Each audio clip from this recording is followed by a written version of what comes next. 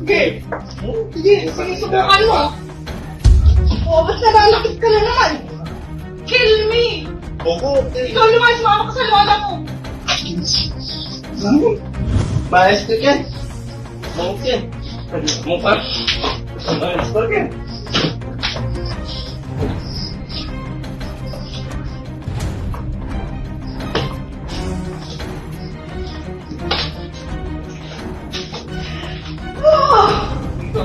Maayos ka yan.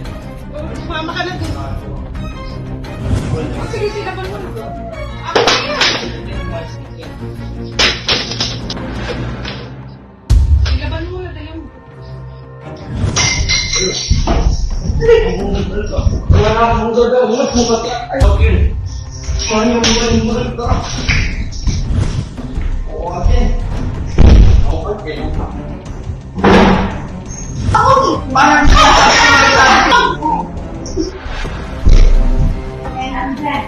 mau again. Mau again. Yang mau again. Sige, tara mo na yan. Mau again. Tara na. Mau again.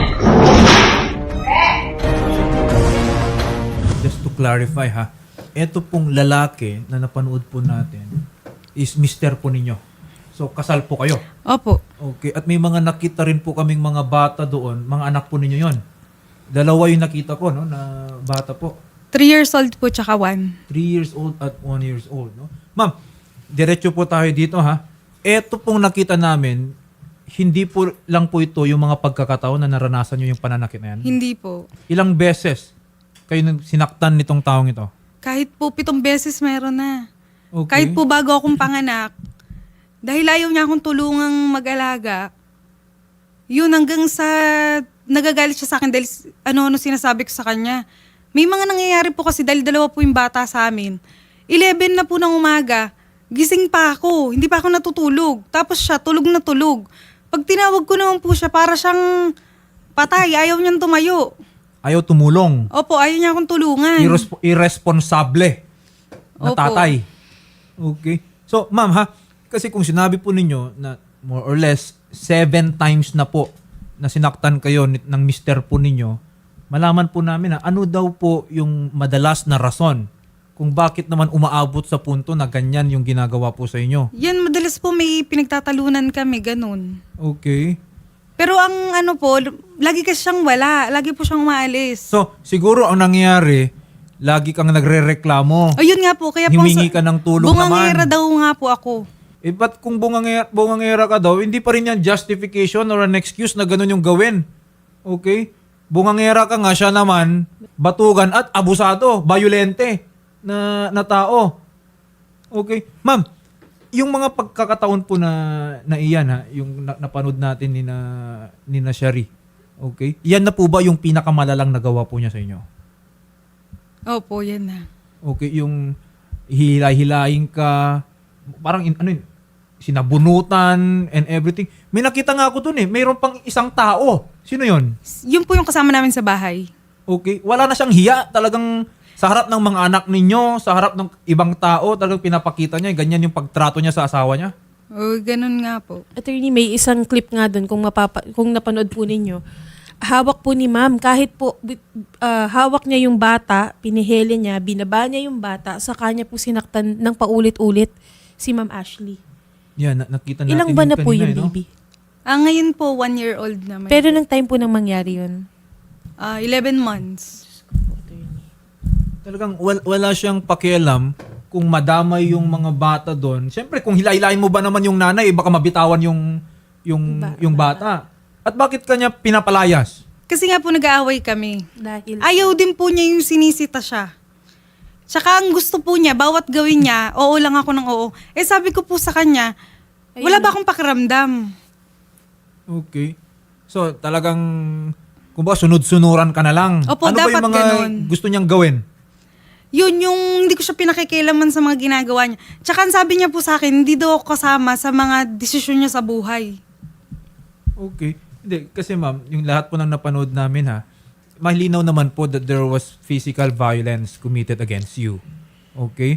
Eh, kung paulit-ulit po yan, syempre, in your mental, psychological state, pag mga bagong panganak na mga ina. Postpartum po. Okay? Iba yung dating po, no? Yung epekto sa kanila ng mga ganitong klaseng pagtrato sa kanila. There will also be psychological abuses na nakukumit po dyan. Ma'am, pwede po nating ipakulong. Nag-file na ako. Nag-file ka na. Opo, kaya lang po, nung nasa DOJ po kami kahapon, sabi ko, Piskal, meron pa po akong mga video. Ay, i-clip mo, sabi niya, i-clip mo dito sa statement mo na may video ka. Mhm. O yun po, parang babalik po kami sa August 19. Okay. Ma'am, ganito ha. Kami po dito, syempre, kung meron na pong nakasampang kaso po dyan, insofar as yung proseso po dyan, of course, we don't want naman na to interfere doon sa ginagawang investigasyon na ng ating piskalya. What I'm saying is, base po lahat ng mga napanood po natin, malinaw po. Okay? Na hindi po nagiging tama yung pagtrato sa'yo. Hindi na lang bilang tao Okay? Bilang misis at nanay ng mga anak po niya. At meron po tayong batas na nagpaparusa sa mga yan. That is VAUC, RA 9262, Violation Against Women and Children. Pero ang gusto kong malaman sa ngayon, total nakapagsampa ka naman na ng kaso, nagsasama pa rin ba kayo sa isang Ay, hindi bahay? na po. May 1 week na po akong umalis doon. Sinundo na po ako ng mama ko. Ikaw na yung umalis. Opo, sinundo na po ako ng mama ko. Yung mga bata. Kasama ko din po. Okay. That's good. No? Hindi ka naman niya pinupuntahan. Ay, hindi po. Nung Monday po, nagkita kami sa barangay. Parang ang nangyayari po, ako pa yung dapat makiusap sa kanya sa sustento ng bata. Kasi po naisip ko kung pakukulong ko tong tao na to, dungis to sa mga anak ko, tsaka sa akin. Kaya po sabi ko, sige, i-settle na lang. Kaya lang po ang nangyari. Ayaw nilang i-settle. O sige, sabi ko 50-50. Kunyari, ang total natin 50K, so tag 25. Kasi po yung panganay po namin, yung 3 years old, nasa spectrum po siya. Okay. Yung pong bayad niya sa school niya tsaka therapy, ang monthly po ng 21K, school lang po yun. Syempre po araw-araw gagastos din po yun. Ayaw po nilang pumayag kasi Sino pong nila? pati po yung nanay niya kasi nandun po yung nanay niya. Parang nangyayari po, kami yung nanlilimos ng sustento doon. May nakausap na po akong legal counsel, sabi po nila, yung sustento, hindi yun hinihingi. Karapatan yun nung bata. Kaya lang po ang nangyayari nung araw na yun, ilang oras na, parang pinagmamatigasan nila kami. Kaya po naisip ko noon, kung magbibigay ka kung kailan mo gusto, pakukulong na lang kita. Baga sila pamayabang. O yun nga po, parang kami pa yung sinisindak. Mhm.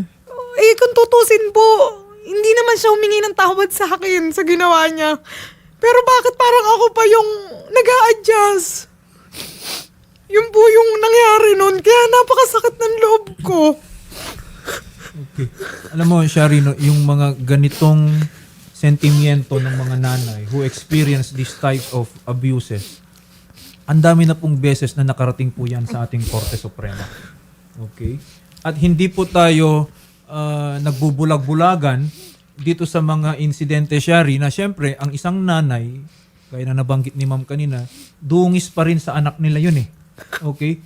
Kaya ang tendency, inaareglo na lang. Okay? Tinitiis na lang yung mga ganitong paghihirap. Pero alam mo ma'am, at this point the mere fact po na titiisin mo yung ganyang pagtrato sa'yo, walang pasintabi dun sa mga anak po ninyo or kahit sino mang tao, you would have to think, kaya mo bang gawin yan, tiisin yan for the rest of your life?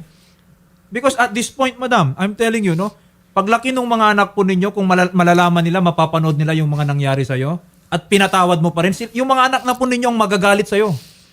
At this point, kailangan po na ilaban ninyo yung sarili ninyo at yung mga anak po ninyo. I understand yung ginagawa nila, no? They are trying na parang strong arm ka kasi iniisip nila, at the end of the day, kailangan ako nito. Kailangan ako ng nanay na to. Ganun nga po. Okay? So, iniisip nila, baka naman talagang hindi niya talaga ako kayang ipakulong. Sinasagad ka nila in short. Okay? Pero ma'am, this is the point in time na kailangan po ninyong pagdesisyonan. Kailangan po ninyong ipaglaban. Because there are protections. Marami pong protection na binibigay ang ating batas. Pero it presupposes na kayo po bilang biktima, bilang nanay at asawa po dito sa pagkakataong ito, kailangan po kayo po ang manguna dun sa laban na yan. Okay? Insofar as support, tama po yung nabanggit po ninyo. Karapatan po yan ng bata. Hindi yan hinihingi, hindi yan bebeg, kumbaga. No? Gaya po nung nabanggit po ninyo kanina. Ganito po, no? Nabanggit naman po ninyo na meron ng vowsy. Opo. Okay, na naireklamo. Yun po, sapat na po yun. No? Pero there are things na kailangan din po nating i-consider for purposes no, na ma-actionan po natin yung sa inyo. O ma'am, may bisyo ba to? Sugarol po siya. Oh, sugarol po. Ano pong sugal? Casino, monte, sabong. Ano po bang trabaho niya, ma'am? Wala. Parang sideline lang. Sino pong nagbibigay ng pera sa kanya? Since din po kasi, yung mama niya, pinoprovide yung mga kailangan namin sa bahay. So, nasanay po siya. Ngayon po, dahil hiwalay na kami ng anak niya, ayaw niya nang magbigay ng kahit ano. Kaya po, ang sakit sa akin na parang wala silang puso dun sa mga bata. Simula po nung umalis ako dun, wala silang binigay. Nakukonsente Gatas. ng nanay. Oo, ganun nga po. Okay. Kaya nga po, simula nung umalis ako doon, wala silang binigay doon sa mga bata kahit ano. Pinabayaan na nila sa akin. Okay. Samantalang nung nandun po kami, pinoprovide yung lahat ng nanay niya. Okay. Ma'am, ganito po ha. In so far as yung support, no, the legal support, gaya po na nabanggit ko kanina, hindi na po yan dapat hinihingi. That should have been given because karapatan na po yan ng mga bata. Okay? Pero kung talagang ayaw po nila, doon naman po sa isasampa na vowsy okay, ng ating piskalya, if magpatuloy po yung kaso po na yan, you can request for support pendente lite. Ang sabi po kasi bago po kami napunta sa Bausi sa barangay, kinausap po ako nung mother niya. Pero hindi siya huminging tawad. Ang sabi niya sa akin, pinausap niya ako matagal kami, kung pakukulong mo yung anak ko, mag-iiba tayo. Pati sa mga bata na yan, wala na. Yun po yung sabi niya. Parang nga nangyayari nga po, ako po yung tinatakot nila. Hindi naman po kasi obligasyon ng nanay ni Eller na suportahan yung mga apo niya. Yun nga po, kasi nga po si nanay niya. O, ang problema, wala naman trabaho yung anak niya. Sir Peter, no, nakita naman po natin yung mga videos na kuha po ng mga pang-aabuso dito kay Miss Ashley Espiritu. Ang sa amin po, siyempre, kung ano pong tulong na pwedeng ibigay po ng inyong tanggapan, ang MSWD ng Apalit, Pampanga, dito po sa mga biktima dito, hindi lang si Ashley, pati na rin po yung mga bata. Baka may mga programa po tayo dyan, Sir Peter. Yes, sir. Opo, definitely meron tayo. Magpo-provide tayo sa kanila ng mga psychosocial support intervention and other intervention necessary sa pangangailangan po nila. Especially yung nabanggit po ni Ma'am Ashley, yung isa sa mga bata is nasa spectrum. Of course, no, we take that into consideration in giving them the necessary assistance din po ng ating social welfare. Yes, sir. Opo. Okay. So, sir, yes. Sakali, after siguro ng program, kung sakali bukas, i-refer namin sila sa mga handling social workers ng Barangay Sulipan. Kung di ako nagkakamali, taga Barangay Sulipan po siya, para makagawa na kagad ng immediate intervention sa kanila. Lalong-lalo na kung may involvement po ng Pananakit. kung kailangan ng mga psychosocial support, kailangan pang ibigay na intervention sa kanila. Yes po, no. Well, we appreciate that, Sir Peter Paul. At sana po, no, after this call, coordinate po natin agad-agad para dun po sa tulong dito sa pamilya. Okay, sir. No problem po. Okay. Staff Sergeant Kirolico.